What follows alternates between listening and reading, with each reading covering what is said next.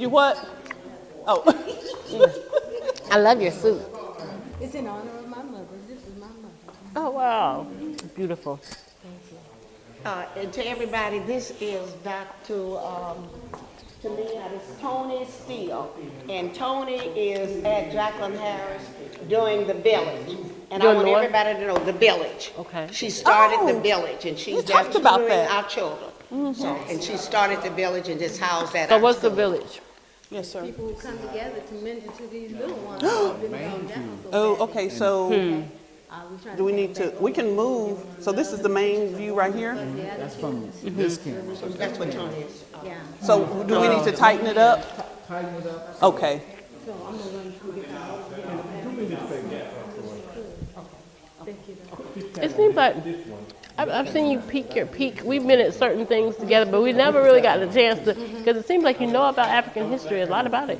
I've been doing it since 2004 with my kids at Pensacola State College, but I just retired in October. So now I'm building the village that I had there. And in 2015, I made up my mind when I was working at the college. I did 33 plus some years.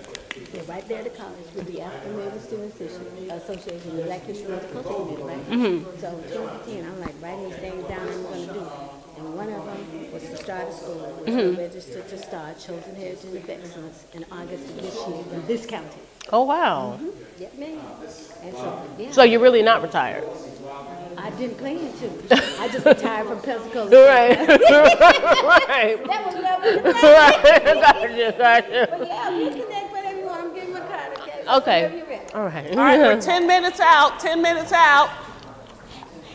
I'm good. I don't know if I got a chance to hug you the other day, or night, or whenever. I know I looked your way. Yeah.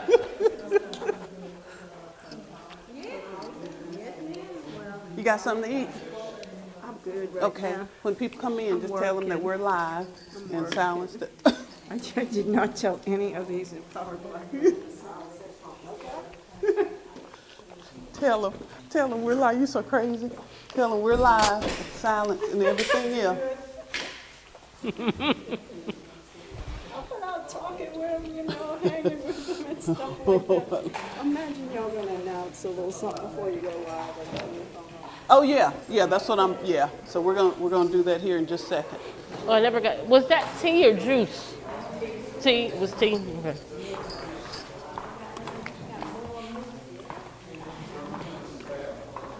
So, Robin, what's this? It was good. She said something banana pudding. Which one? The Banana. What you call this stuff? Bread pudding.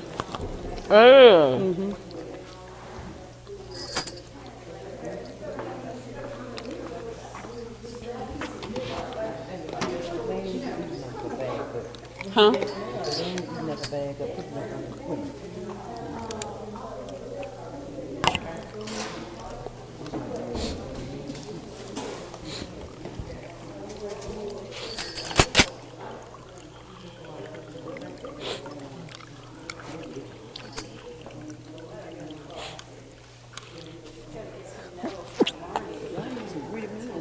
So y'all need some greeting men and greeting people from people.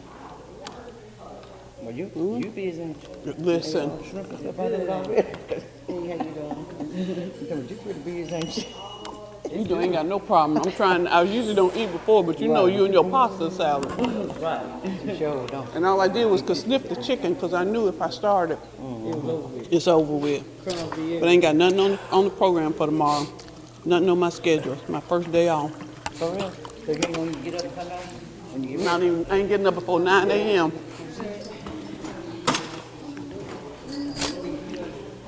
I tell them if they don't eat, they gonna eat it before, they gonna eat it after.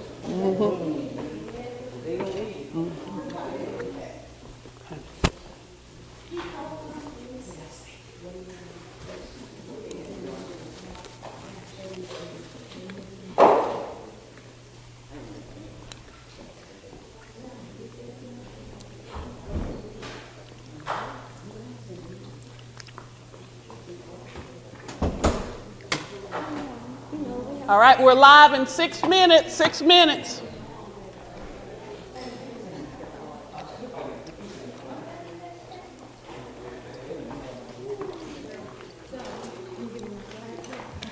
We're live in 6 minutes. Please silence your phone, all your devices and all of that. Only if Jesus called. And then we need to call 911 if Jesus called. That's right.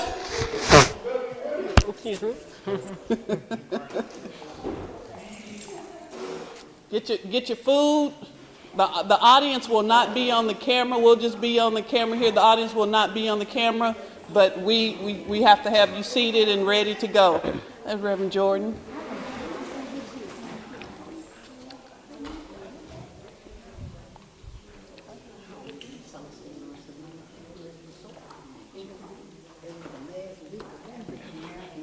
Yeah, that's got to be out the shot, so you got to. Yeah, where's my purse? I don't know. You want to put it over here on the table? Yeah. Hold on, I have I brought a tote bag, and that. I don't know, but you got Yeah, I know. That's why I'm trying to hurry up and. 5 minutes. That's a long time in TV time. Hello, how are you? No, I'm looking for my tote bag.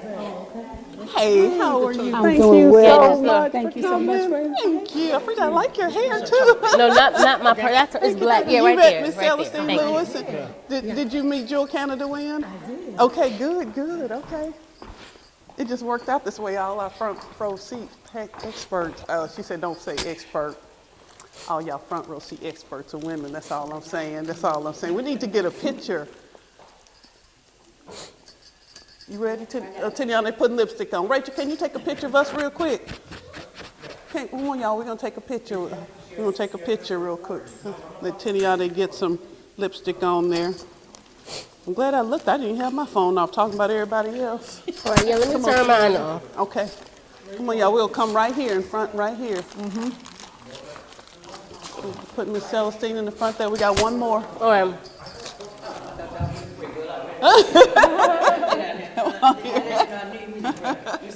You're here? Yeah.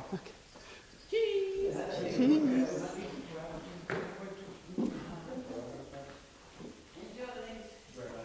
Thank you. Thank you. Thank you. So you said mute our phones. Mute your phones. Yep. I'm glad I checked.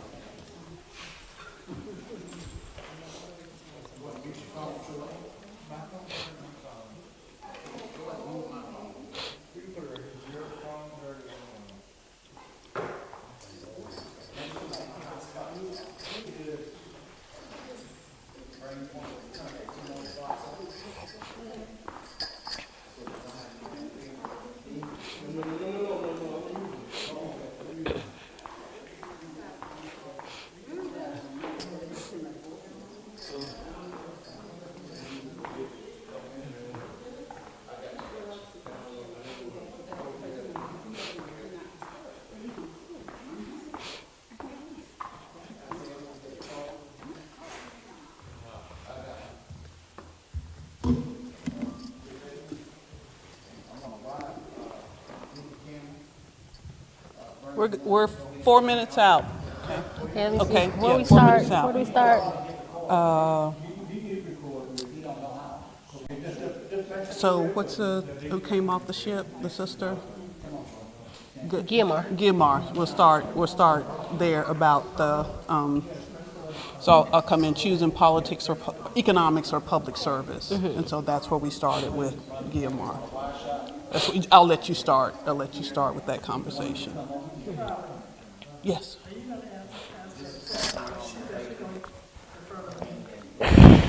Oh, I'm finna play some Gotcha TV now. I will not do that. No. I will say that y'all are here, but the only one that will pull up. Can I have you? Let me have you switch. Jewel, can you sit right here with Pastor Jordan? Can y'all switch? Yes. Because the only one I will probably come to is Jewel. Yeah. That way she's in my line of sight, and then time. Take these bracelets Did we say we were talking?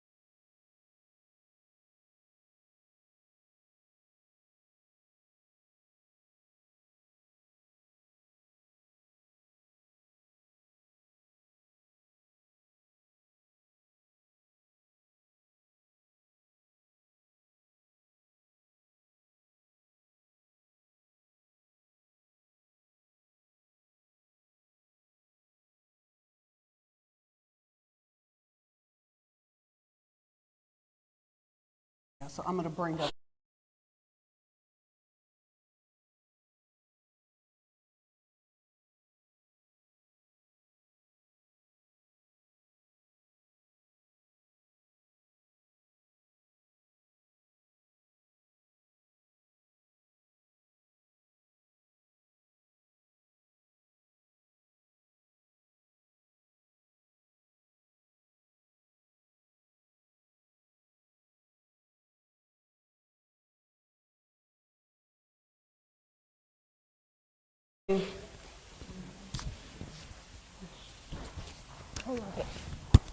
Can't show my business.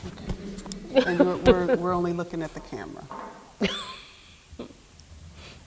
I'll look at them quickly, but I'll.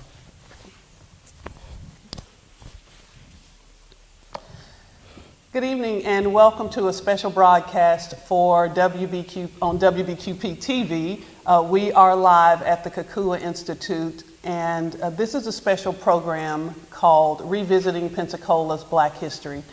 It's a continuation of a radio program started with the vision of Miss Celestine Lewis, who you will see and meet later in the program. Her vision is to ensure that we never forget the history of not only Pensacola, but those who have widely contributed to the history of Pensacola, primarily and predominantly African Americans. And so as we celebrate Black History Month, we wanted to have this conversation. We'll do this in 3 parts. We'll talk politics and business, we'll talk the role of church in early education, and then our final segment will be revisiting integration and the impact that integration has had on the Black community, the African American community, Negroes in Pensacola. We'll do all of that. I am Robin Richard with the Kukua Institute, and I'm happy to be joined by Tiniade Broughton, who's the co-founder of the John Sunday Society.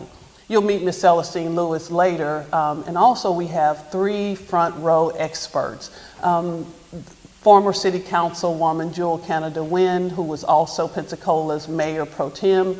We're also joined by, you'll hear about it in the second segment, but the current pastor of St. Paul United Methodist Church, Reverend Carlia Jordan, and one of the longtime members of the church, Miss Carla Jones. And that church was involved, as you'll hear in the second segment, with the role of church and education with the Pensacola Normal School. So welcome. We're excited for the vision of Ms. Celestine Lewis. We're excited that Jacqueline Harris Preparatory Academy is sponsoring this program, and we're excited that we are live on WBQP TV channel 12 and 12.8. And so we hope that you enjoy the show, and we're going to get started. So welcome, Tiniade. Excited to be and have this conversation. And as I said, this is that continuing conversation that we had on the radio on WRNE 980. For the past few weeks, we have been having this conversation, except for the integration conversation. Right. So let's look at the first segment that we're going to talk about is something that you have talked about well as an archivist and a historian, is that role of politics in business, and in fact how you have to sometimes choose when people are entering politics, how you have to choose between either making money or making this political difference. Right. Well, first of all, good evening, everyone. Jambo, Alafiani, all those greetings, Kiambote, in whatever language you prefer. But good evening. Thank you for having me, Robin. So if we were to start with politics and the situation of African American personhood in an attempt to protect, well, first of all, it's a thankless job, I would say that. But it is also a part where you really have to love your community and you have to want better for your community. But counter and balanced with the fact that, it doesn't always pay the best. That's fine, that's what it is. I think now we even get paid more than people in the past, but you still have to be able to focus on what you're doing and make sure that you do whatever you can to make sure your constituents needs are met. And I think that's something we see throughout history. I think we're in a convenient place to where we don't have some of the concerns people of generations had before, because they had to, and what we talked about with Polkinghorne and running for city council, the first people who ran for city council after Reconstruction, they had to sometimes compromise themselves to their work, everyday work, and sometimes they had to give it up because of their working. So I would be interested in going more into that and talking about what they had to do and how we benefit from the past and that we don't have to do that anymore. And let's go back to that early, so primarily we're going to be talking about post-Civil War and Reconstruction and coming forward in this about 90 to 100 years. We're going to pack a lot into these next few minutes. Okay. But I want to go back because you brought up the point about one of the early people who came here, perhaps enslaved, and more than likely enslaved, and that she took agency through the political system. So this is not someone who was running for political office, but in fact, so I want you to talk about her. So in fact, she took political agency, a public service. She took the public service route to get her agency back with those early people coming here to settle in Pensacola, into Florida. Our first woman here that came with the DeLuna settlement, Guiomar, and we have her bill of sale, so we definitely know she was enslaved. As a city, we give credit to DeLuna, but we never talk about the people behind the scenes or the people who we did not know until now, and one of them was Guiomar, an enslaved woman from Nigeria who was a part of the DeLuna expedition. Because she was property, it shows how from the very beginning, Africans are a part of commerce. We're part of the condition that allowed capitalism, part of the condition that allowed us to grow as a society off the backs of these enslaved people. And very often we can look back until today and see where that originated from the free labor of persons and how it just translated over the years. We could talk about that later, but it translated over the years to where we are today. And so what did Guiomar do in terms of getting her agency? She was on the ship, and she was actually accompanying DeLuna. And in some ways, we definitely can tell in what ways, but she did what she had to do to make sure she was able to find herself in that situation. And there's a book coming out, she's coming out, she's going to be a part of our book. So I'll let him be able to break that news, but when you get the book, you can tell more about her story. And that's the series that we did as part of the Gannett Pensacola News Journal, Writing the Past series. On the it'll delve into who Guiomar was and what she did and how she found her agency. Right. And so from there you see 1559, and so now we're going to fast forward 3 centuries, a lot, because we don't know of all, because a lot of the documents that early Pensacola saw were destroyed or were lost to storms, and so we don't have a lot, even though we know that they were here, we don't have a lot of evidence, physical evidence. But we do see post-Civil War, during that Reconstruction period, where African Americans were taking their agency back and really being involved in the government process. Right, so we do, after Reconstruction, we have a lot of African American participation in government. And in fact, we recently did an exhibit detailing who some of those people were. John Sunday was one, Johnny Gibson was on city council. There's a school named after him as a result. There are tons of people in this community at the time, because remember, at the time this was a majority African American city.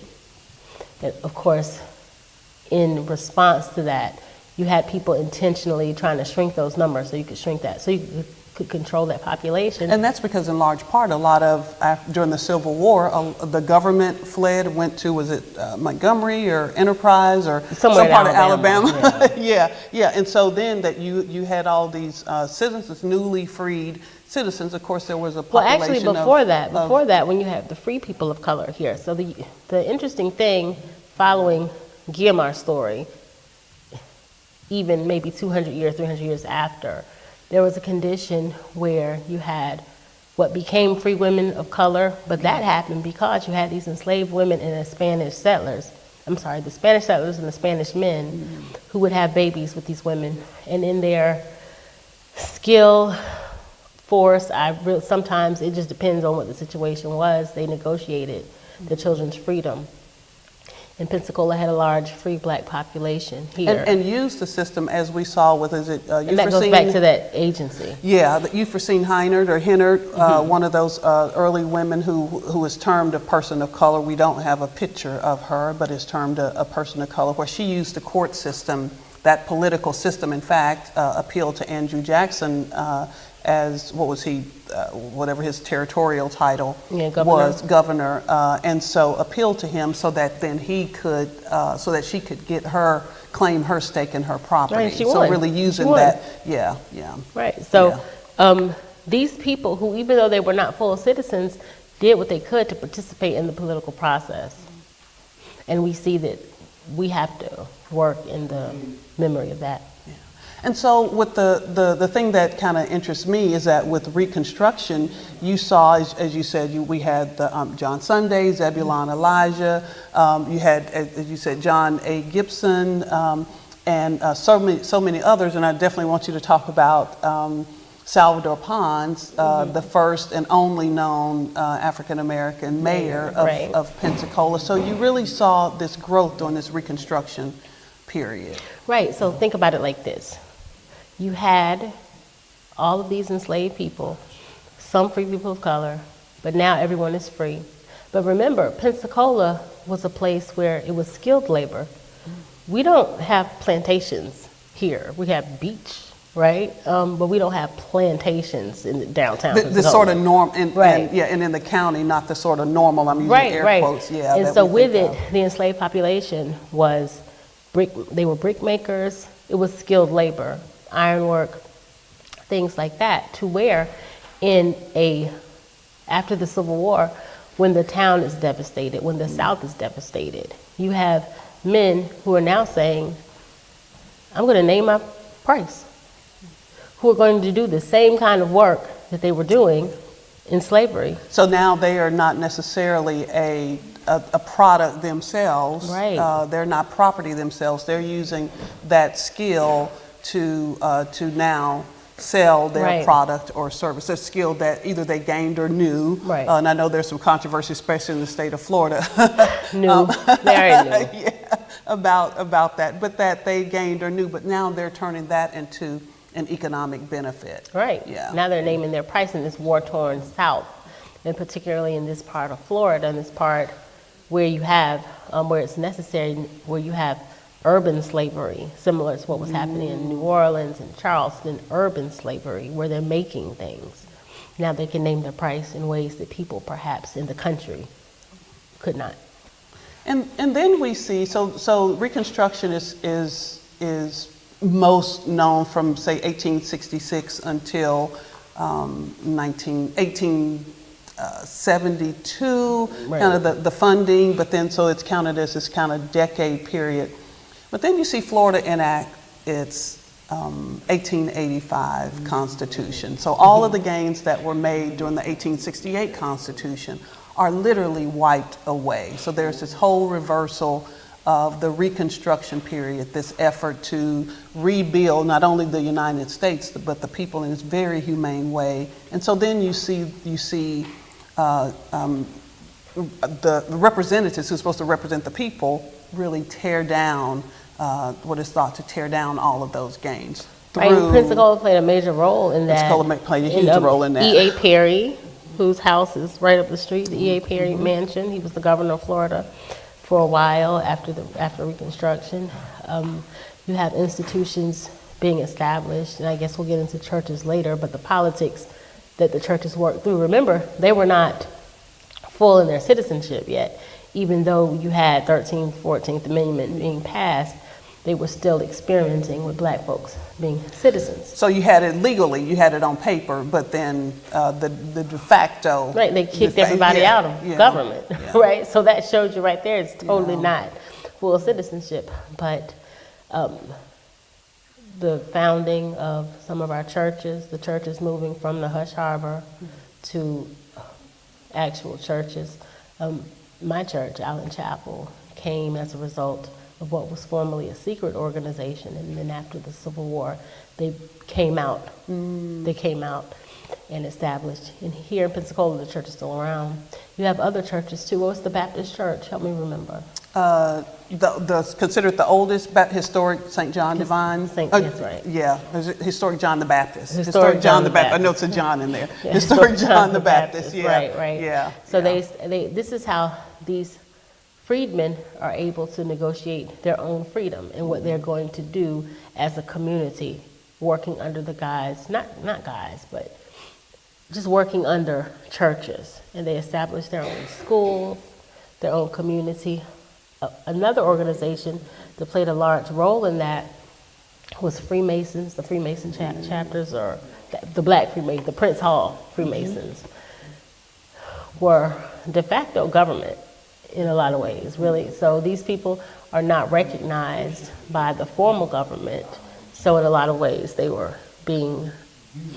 managing things for the African American community under these organizations. So you alluded to these hush harbors of black folks, predominantly black folks meeting in these secret places in the forest or in these wooded areas, and now they're able to come out because of Reconstruction. And but now the 1885 sort of looks like you have to go back, but there's really this pushback in terms of, and that's what you're saying with the Freemasons. But then we also see organizations like the Afro-American Businessmen's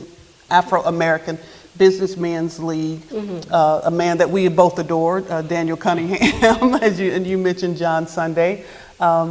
We had the first, what we think was the first black bank, or one of the early black banks, until we discover another one, the People's Cooperative Building and Loan Association, that banded together, that came together and made these decisions when they weren't able to be involved in these very public banks and things like that in the political sphere. They made the decision.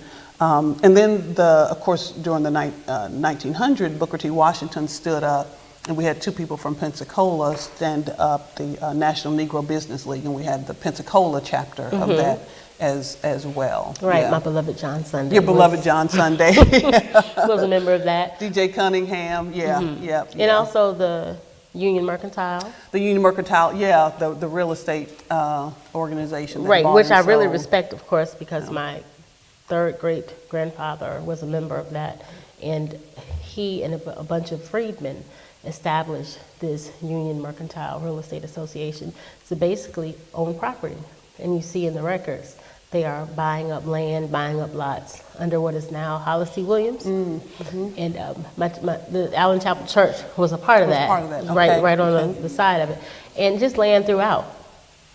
And they would sell and they would barter in ways that black folks could not. So even though they were not in what we consider today public service, elected positions, they were still being involved in this public good and trying to navigate. Right, and they had to, because that was their only choice. Yeah. There was a group, and I don't think that we mentioned this earlier. There was a group called the Pensacola Invincible 20, a group of, we know at least they were there in the 1920s through the 1950s, African American men who really sought to quietly influence politics. We see Dr. Horace Good actually sue the Democratic Party so that in 1928, so that he could vote, and so right. So tell me more about this idea of your citizenship being defined by being able to sue. So it is, because now you are taking part, in my thinking, that you are now taking part in the fullness of the Constitution, of the Declaration of Independence. So you're declaring yourself free from one tyranny, but then it's like the victory at home, victory abroad. You're now finding yourself fighting within the system that you were fighting that's saying you can give full equality for. So that by suing them, you are saying, I'm using the American legal system to ensure, just as they did with the 13th, 14th, and 15th Amendments, that my rights are fully recognized. And so Right. Dr. Good, it made national news.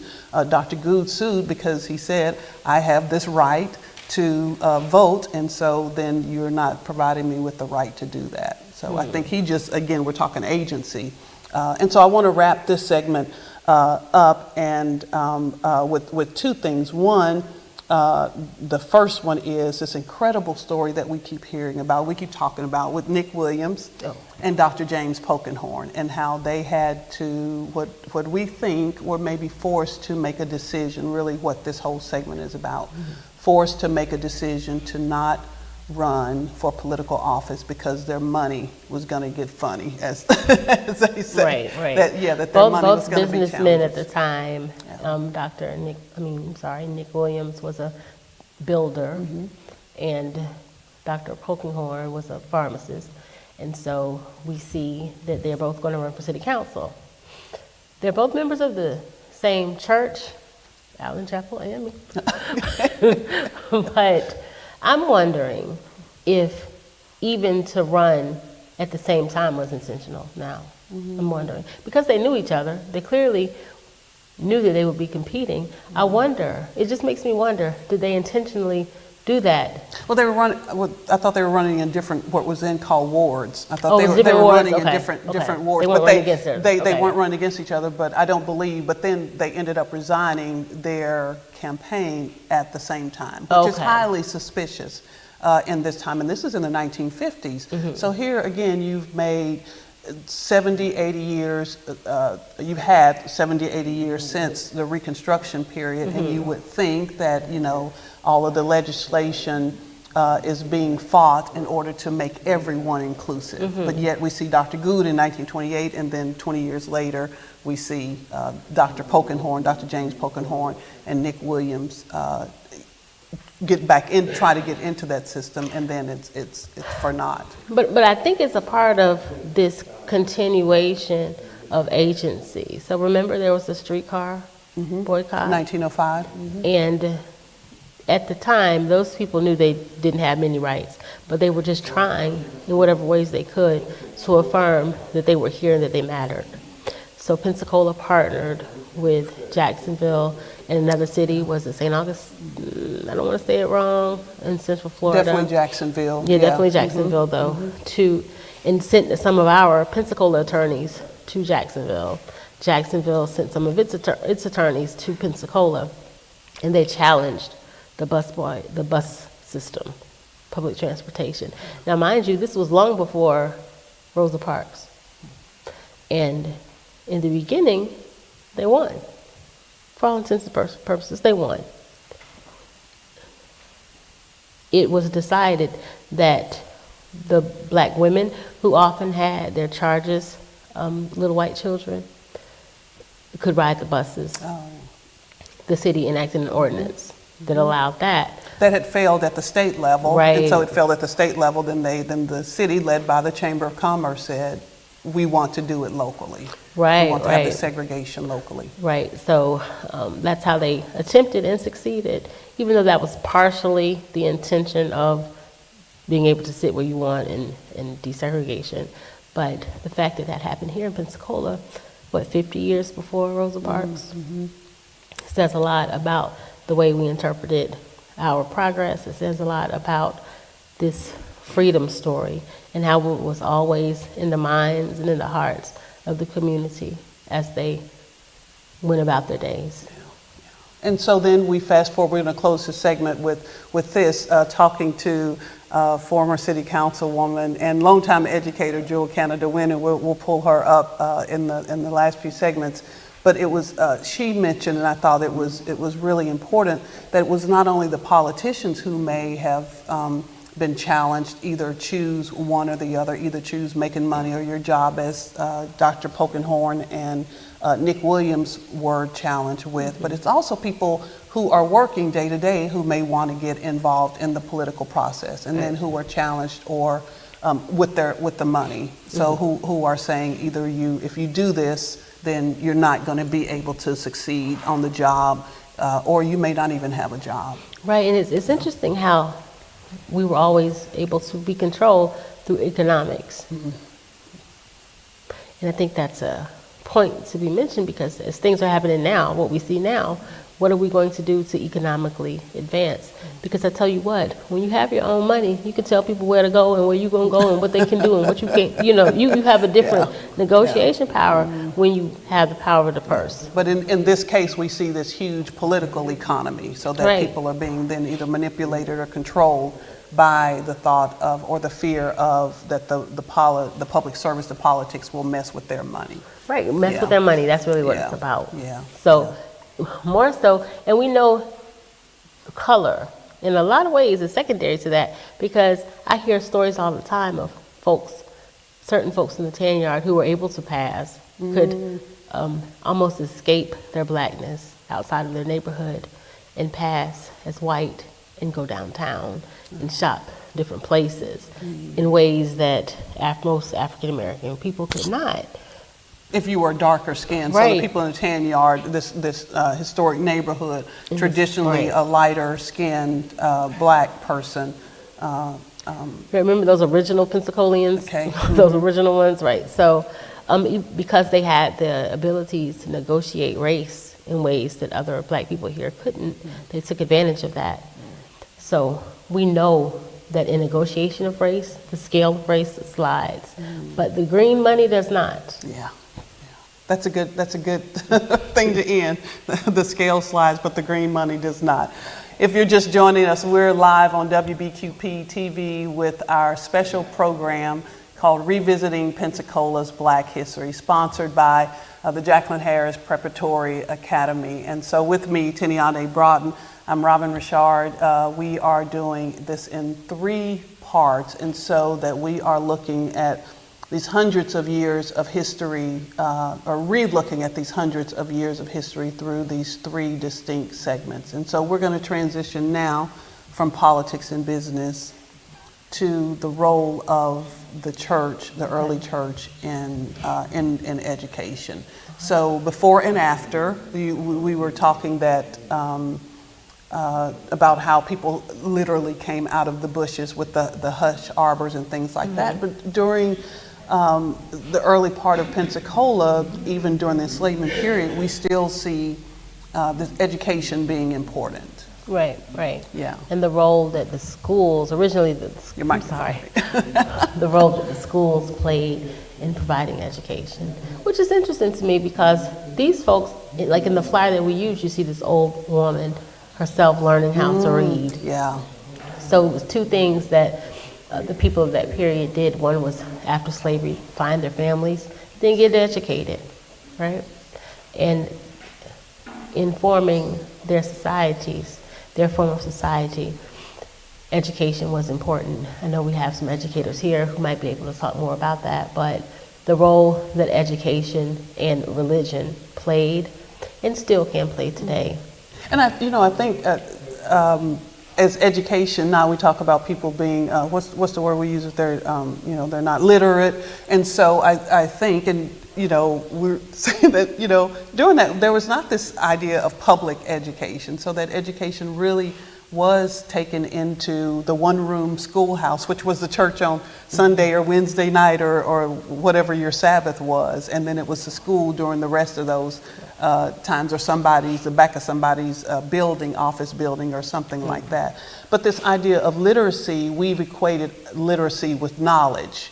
And so which are 2, ended up conflating the 2. So I think that if someone is, as you said, and Leonard Pitts talks about these black men going back south, going deeper into the south to find their families, then how they had to not only navigate by the stars, this astrological way, but they had to read signs. They literally had to read signs. So how did they then learn that education?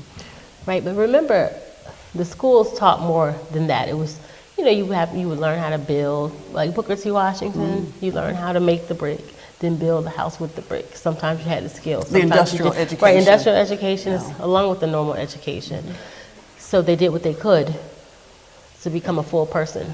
And the first one that we see, one of the early schools, I have to be or careful. to replenish the full person. They were already fully people, Yeah. but just to feed the full person.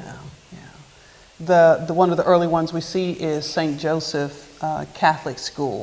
Right. And Creole school. I'm still shocked. St. Joseph Creole School. So that color dividing line that you talked about, that there was still, we had this sort of racial divide going on as well. Even at the hospital, the one on 12th Avenue, it was divided black and white, but the black side was divided by Creole and black.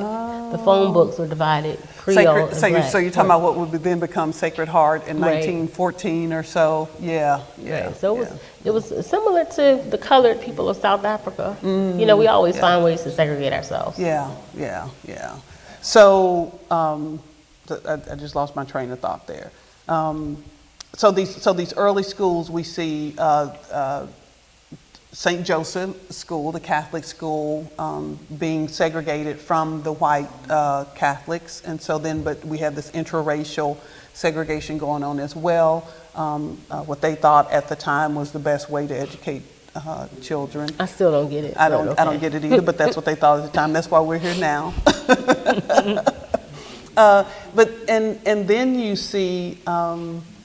So then you see, that's 1882. And so then you have the 1885 Constitution. And one of the other things that it does is really broadens this idea of public school, but still says you have to be segregated.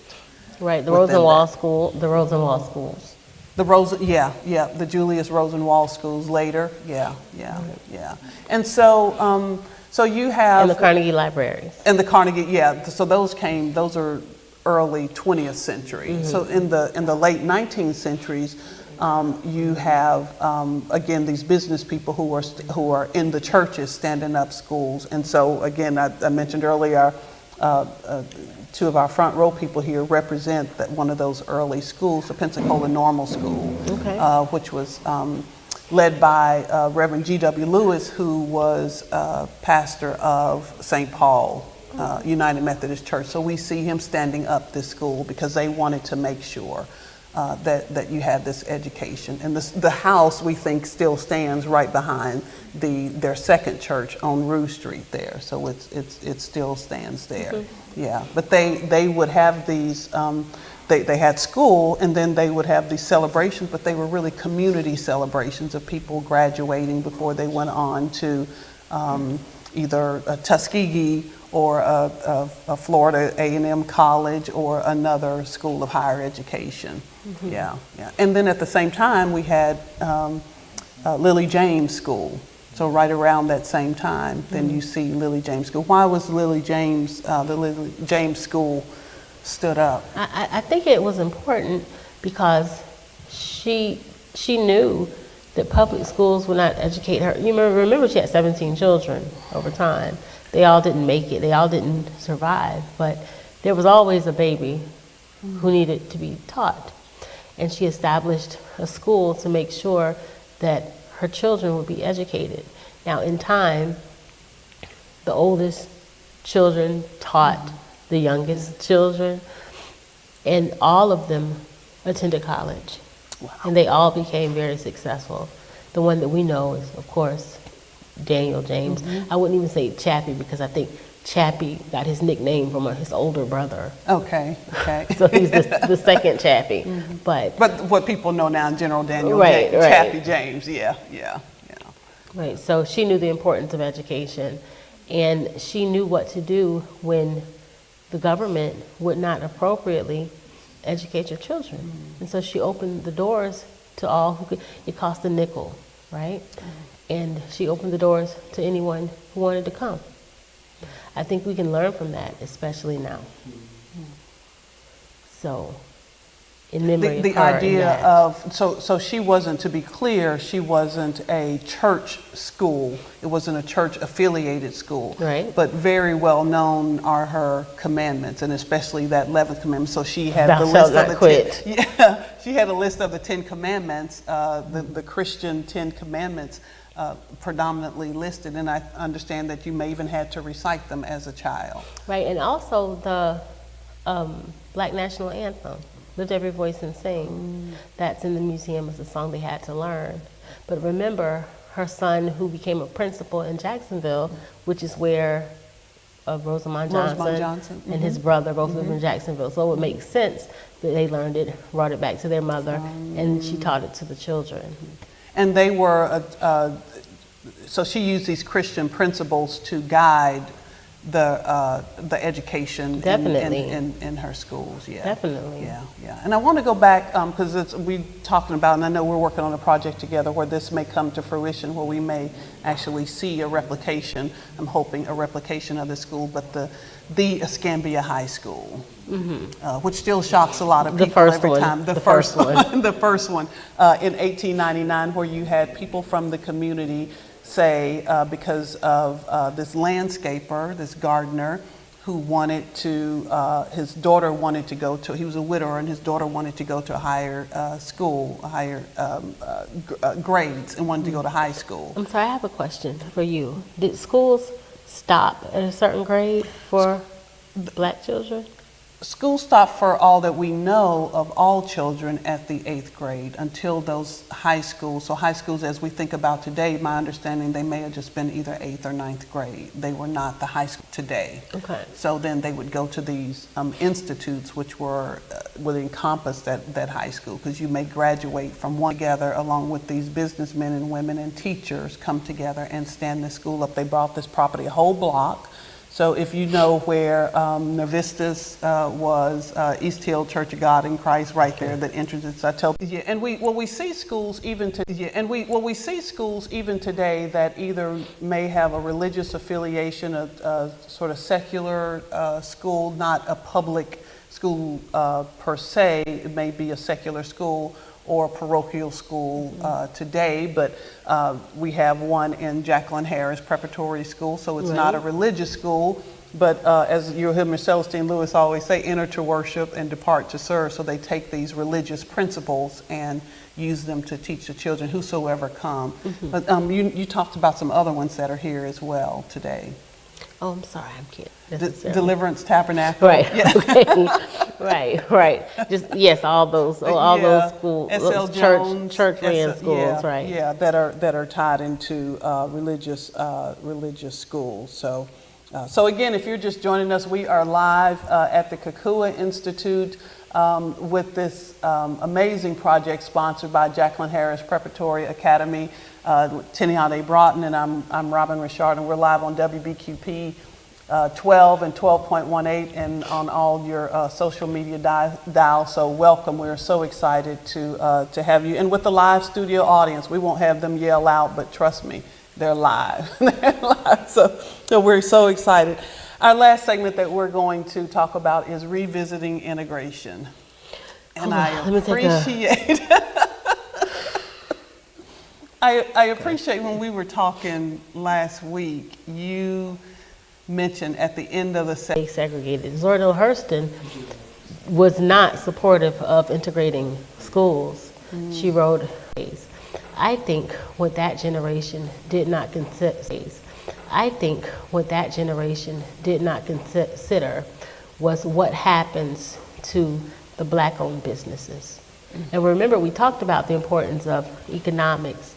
So what happens when you can now go to the mall or go to this store that's been desegregated or go downtown? What happens to the stores in the Black community? And to be sure, legally you could go anywhere. I mean, on paper. But socially and culturally, you would have had to wait until a white person has been served, a white person was not in the store a particular day. You talked about the hospital. I heard, interviewed many women who said, oh, I know when such and such had their baby, it was on a Wednesday because that's when Sacred Heart or the Pensacola Hospital would allow black women to come in and have their babies. Yeah, yeah, Okay. yeah. So on paper, yeah, you could do that. Yeah. Right. So what happens in this now to black-owned businesses in this now desegregated South? And I think we are now learning the ramifications of that. So we talked about the Afro-American Business League back in the 1890s, and then the National Negro Business League. And the first meeting was in Boston in August of 1900, and two people, Daniel Cunningham being one and Matthew Louis being the other, at least those two appeared there with hundreds of African Americans. And both of them, in fact, spoke, and their speeches are recorded in the books and are in archives all over the world, housed at Tuskegee. But Daniel Cunningham said something really interesting. He said that essentially we have this thing, at least we used to say in the country, that you think the white man's ice is colder. Right, I heard that before. Yeah, yeah. And so he essentially says that same thing. He says that I don't want you to shop here because my ice is essentially, I'm rephrasing, my ice is the same as a white man's ice. I want you to shop here because I give you good business and I give you quality regardless of your color.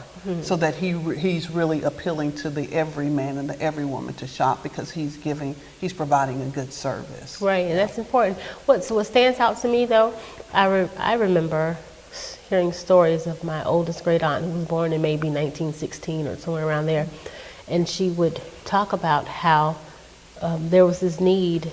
She questioned why her nieces and nephews wanted to go shop downtown and why they wanted to leave the community because they had everything that they needed in Belmont de Villiers. And that's where they lived. They had grocery stores, they had clothing stores. They didn't have to leave for anything, and they didn't have to go be harassed by people who did not want them. Even though they were paying the same price, the money was green, yeah, and they were getting hopefully the same product or service for their money. Right, and the saying was, what are you doing that for? You're supposed to, why are you going to eat there? You're supposed to eat before you leave home. So if I think about what that really means, to eat before you leave home, what do you need to do to eat before you leave home? First of all, you need the grocery stores. Yeah. You need things, you need to know how to set a table at home. You need your community to gather so you eat before you leave home. And I think our problem or our difficulties now is that we're not eating before we leave home. Meaning you're not the charity begins at home and then spread abroad. So even Right. with the eating in the same restaurant Right. that could provide you with the same service. It seems like But it's then a it's sort of not. metaphor, too, though. You know, and of course this was mother wit that she was giving. But, and they would just laugh it off, chuckle, and, go downtown. But there's power in those words.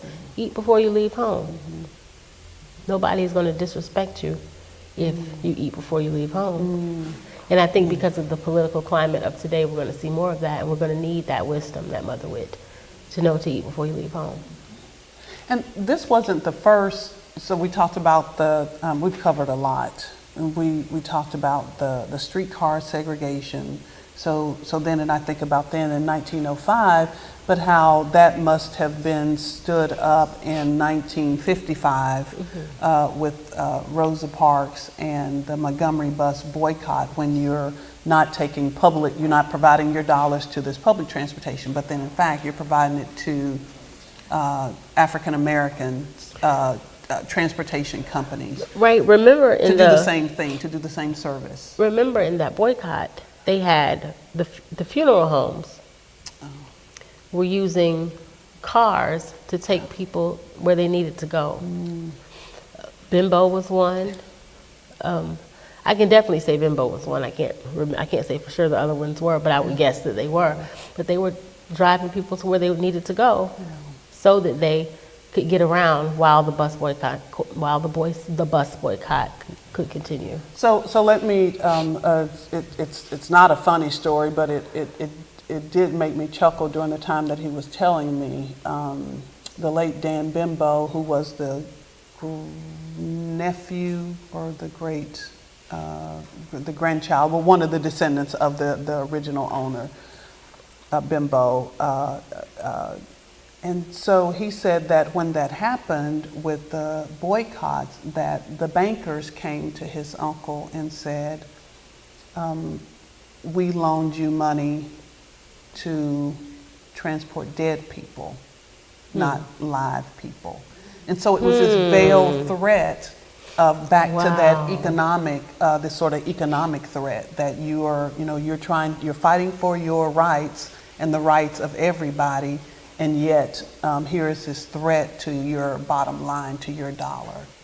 And he said these were the bankers that came to them and said, didn't say stop, didn't say watch out, but just say this is what we did, and so we can call that loan at any time. So this opportunity where you're fighting. So here, Bimbo had been in business since 1937, Joe Morris since 1910, and so many other funeral homes. So here's his business, and yet you're being threatened because you're fighting for inclusion.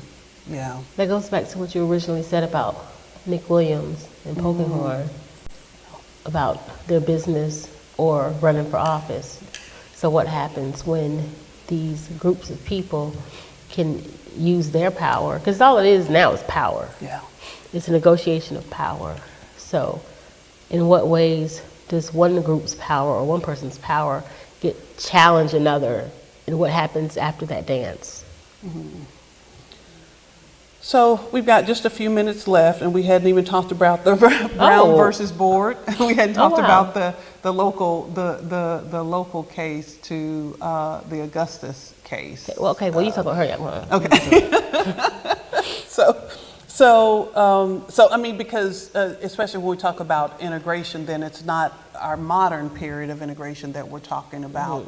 Is the 1950s and 60s, and probably some here in the audience can even talk about how they helped to integrate schools. But I do then wonder if there is what I hear in talking to the elders in the community for whatever piece of writing, that when I inevitably say, what do you think happened to Belmont DeVillers?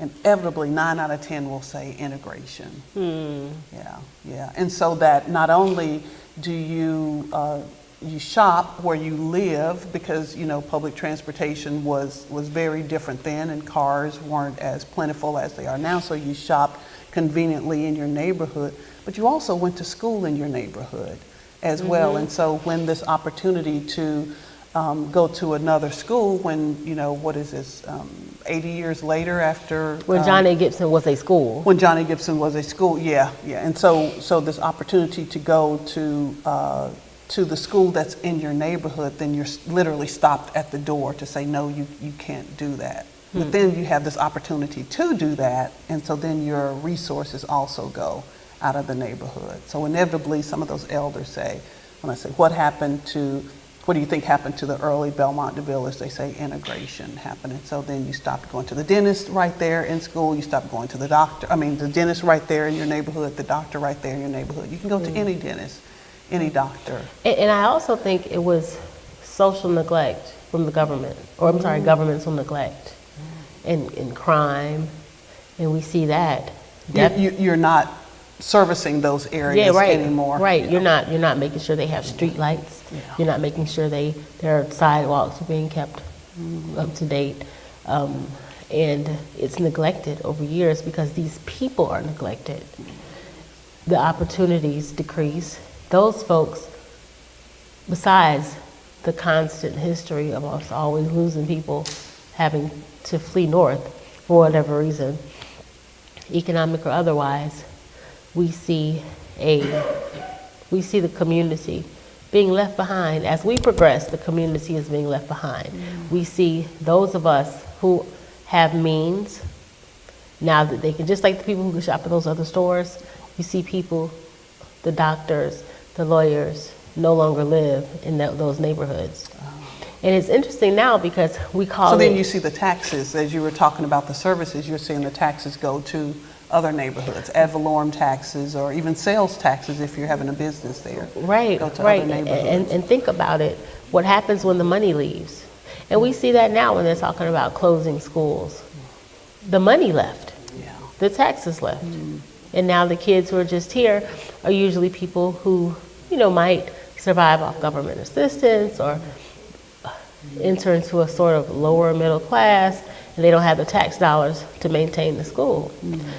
As a result, the numbers drop and the school closes. We have to save ourselves. So I do want to ask, where do we go from here? But it's just that the money, I always say, don't bust a student, bust the money. So that, why do you have to, if that student is moved to a different school, money is still being provided in that school. And so if you have this, you have the whole school, then Yeah, I'll why let the educators, because I don't know much how that all works. So now, years from now, I'll tell you what happened when it becomes history. When it But can- we can research it. Right, but right now, because we're still in it, I just have to listen to what everybody says. And I do think it's, as we close your segment down, I do think it's a case for revisiting integration, and perhaps a better title is examining integration. So how do you then look at it? And in 25 years, what will our children or those who are researching or archiving this history say about what we did today? And if that was truly then a benefit for our That's children, up to what us. the impact will Yeah, that's be. up to us. Yeah. Will they look back and say, and then will they wonder, just like we wonder, what were those people thinking? Sometimes I wonder, what were they doing? We had all this wonderful neighborhood, we had all this, and they just left it. But then I started to understand how they were tricked out, forced out, pushed out. The neighborhood was economically depressed. I understand the other things that happened at play and understand what the resistance was and what it was not. I personally think sometimes, like right now, I'm more in my phase of Booker T. Washington's ideals, even though I came up under a very much Du Bois philosophy. Right now, we have to go back to listen to what Dr. Washington was saying. And I think they were the same. I think Really? they were. I see think that they in a had- lot of ways. I think they had perhaps different roles, but they were Yeah. all going towards that same full equality and full benefits of the life, liberty, and the pursuit of Okay, no, happiness. definitely You that. just can Definitely just that. take a different road. Yeah, whether it's this industrial education or this intellectual education or liberal arts education, whichever road you And take, then it's all sometimes I want to necessary. be like Marcus Garvey and just say, forget it. Just forget this. Well, and that's the beauty of it. It's on this earth, it's a lot of roads. Right, And as one of our right. local colleges say, a road will get you there. And so in 1 minute, because we're going to, the program is almost over. It's amazing. Thank you so much for joining us. Where do we go from here? I think we have to Sankofa. It is not taboo to fetch what was lost or what was forgotten. And what's the saying? It's not where you tripped, or it's not where you fell, but where you tripped. See the mistakes that we made, and we have it looks like now we are having a chance to do it over. So when people say what they would have done if they lived back then, we are now back It's then. the opportunity. And now you have the opportunity. Yeah. So- To revisit. Right. To revisit. And one of the things I'm trying to do with getting so much done in my district at Hollis T. Williams, while we still have African Americans in that neighborhood, to see how you can build and see how you can re-engage the government in such a way to where you are responsible for what you have and what you own, and where people can't just come in and put you out. Well, now the infrastructure is there. We're pouring millions upon millions into that district. So At this here's- point, if you sell your house, that's on you. That's all I can say. Here's then a chance to not only revisit Black history, but to visit Black history. Right. So we're gonna take a commercial break, and when we come back, we'll be joined by Ms. Celestine Lewis, who is Executive Director for the Jacqueline Harris Preparatory Academy, the sponsor of this program, and the incredible visionaire of this project. So stay tuned, and we'll be right back.